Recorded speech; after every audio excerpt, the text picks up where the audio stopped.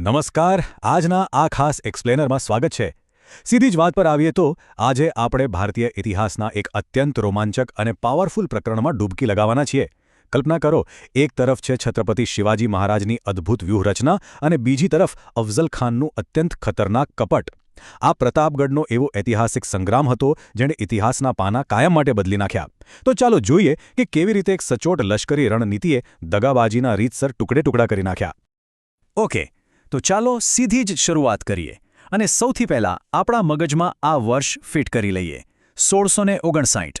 આ માત્ર કોઈ સામાન્ય આંકડો નથી હો। બરાબર આ જ સમયે પ્રતાપગઢ કિલ્લાની આસપાસ કંઈક એવું રંધાઈ રહ્યું હતું જેણે આખા સામ્રાજ્યનો નકશો બદલી નાખ્યો। આ સમયગાળાને અને આ વર્ષને બરાબર સમજવું એકદમ ક્રુશિયલ છે, કારણ કે આ એ વર્ષ છે જેણે સાબિત કરી દીધું કે અડગ સાહસ અને સમયસરનો યોગ્ય પ્રહાર કેવા ઐતિહાસિક પરિણામો લાવી શકે છે। વિભાગ 1, 1659, પ્રતાપગઢનો ઐતિહાસિક સંગ્રામ। ચાલો ફટાફટ એ સમયની પૃષ્ઠભૂમિ સેટ કરીએ જ્યાં આ ભવ્ય યુદ્ધ ખેલાયું હતું। હવે અહીં જુઓ, આ એકદમ સ્પષ્ટ છે અને આ બાબત પર ખાસ ધ્યાન આપવા જેવું છે। છત્રપતિ શિવાજી મહારાજે પ્રતાપગઢ કિલ્લા પાસે અફઝલ ખાનનો જે રીતે સામનો કર્યો તે ખરેખર અસાધારણ હતું। આ કોઈ સામાન્ય મુકાબલો નહોતો, આ એક અત્યંત હાઈ સ્ટેક સિચ્યુએશન હતી। દુશ્મનની આંખમાં આંખ નાખીને અડીખમ ઊભા રહેવા માટે જે ગજબની હિંમત જોઈએ ને તે અહીં છલ્લોછલ દેખાય છે। ખરેખર આવી અજોડ વીરતા વિના આવો ભવ્ય ઇતિહાસ ક્યારે રચી જ ન શકાય। હવે આવે છે વિભાગ 2, કપટ સામે વાઘનખનો પ્રહાર। અહીં ઘટનાક્રમમાં જબરદસ્ત ગરમાવો આવે છે, કારણ કે આ માત્ર કોઈ શારીરિક બળનું પ્રદર્શન નહોતું, પણ દગાબાજી સામે એક માસ્ટરમાઇન્ડ રણનીતિની કાંટાની ટક્કર હતી। અરે, આ વિગતો વિશે સૌથી રસપ્રદ બાબત એ છે કે અહીં બે તદ્દન વિરોધી વિચારધારાઓ ટકરાય છે। એક તરફ ડાબી બાજુ જુઓ, અફઝલ ખાનનો ઈરાદો, જે પૂરેપૂરો કપટ અને દગાથી ભરેલો હતો। તેનો એકમાત્ર ઉદ્દેશ્ય છતરપિંડીથી છત્રપતિ શિવાજી મહારાજને ખતમ કરવાનો હતો। પણ બીજી તરફ જમણી બાજુ નજર કરો, શિવાજી મહારાજની પૂર્વ તૈયારી કેટલી સચોટ હતી। તેઓ વાઘનખ સાથે એકદમ સાવધાન અને તૈયાર હતા। આ સ્પષ્ટ તફાવત બતાવે છે કે કેવી રીતે એક પક્ષ માત્ર છળ કપટ પર નિર્ભર હતો, જ્યારે બીજા પક્ષે પોતાની દૂરદર્શિતાથી એ જ કપટનો જડબાતોડ વળતો પ્રહાર કરવા માટે જોરદાર તૈયારી કરી રાખી હતી।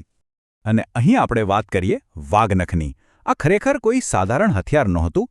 સ્ત્રોતો સ્પષ્ટ કહે છે કે છત્રપતિ શિવાજી મહારાજે અફઝલ ખાનની છેતરપિંડીને જડમૂળથી ઉખાડી ફેંકવા માટે આ જ અનોખા અને નિર્ણાયક શસ્ત્રનો ઉપયોગ કર્યો હતો। અને આ વસ્તુ બહુ સુંદર રીતે સાબિત કરે છે કે જ્યારે દુશ્મન સાવ નીચે કક્ષાના દગા પર ઉતરી આવે ત્યારે તમારી બુદ્ધિચાતુર્ય અને આવું અનોખું હથિયાર કેવી કમાલ કરી શકે છે। વાઘનખે સાબિત કરી દીધું કે દગાબાજીનો અંતિમ જવાબ કેવી રીતે આપી શકાય છે। તો ચાલો હવે આગળ વધીએ અને જોઈએ કે આ ઘટના કેવી રીતે આગળ વધે છે। વિભાગ 3, શક્તિ અને પ્રતિષ્ઠાનો ઉદય। આ ઐતિહાસિક વિજય પછી મરાઠા સામ્રાજ્ય માટે કેવી રીતે એક નવા યુગનો પ્રારંભ થયો તે સમજવું ખૂબ રસપ્રદ છે। તો સૌથી મહત્વનો મુદ્દો એ છે કે આ માત્ર એક યુદ્ધ પૂરતો વિજય નહોતો, આ એક ઐતિહાસિક ટર્નિંગ પોઈન્ટ હતો। અફઝલ ખાનના કપટને ધૂળ ચટાડ્યા પછી છત્રપતિ શિવાજી મહારાજની શક્તિ અને તેમની પ્રતિષ્ઠામાં રીતસરનો અનેક ગણો ઉછાળો આવ્યો।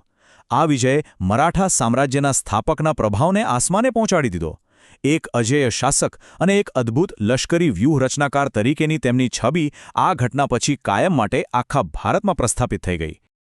તો અંતે આ બધું સમજ્યા પછી એક અત્યંત વિચારવા જેવો પ્રશ્ન ઊભો થાય છે। વ્યૂહરચના અને વાઘનખનો કપટ પરનો આ ઐતિહાસિક વિજય વીરતા અને પૂર્વ તૈયારીની એક પ્રેરણાદાયક ગાથા તરીકે આજે આટલી સદીઓ પછી પણ શા માટે આટલો જ પ્રસ્તુત છે। ઇતિહાસ આપણને બહુ સ્પષ્ટપણે શીખવે છે કે માત્ર શારીરિક તાકાત અથવા છળકપટ ક્યારેય લાંબો સમય ટકી શકતા નથી। યોગ્ય લશ્કરી રણનીતિ, અડગ સાહસ અને પરિસ્થિતિ પ્રમાણેની અગાઉથી કરેલી તૈયારી હંમેશા કોઈપણ કપટ પર ભારે પડે જ છે। આજ તો આ વિજયની સાચી વિરાસત છે। આજના આ માહિતીસભર એક્સપ્લેનરમાં જોડાવા બદલ ખૂબ ખૂબ આભાર।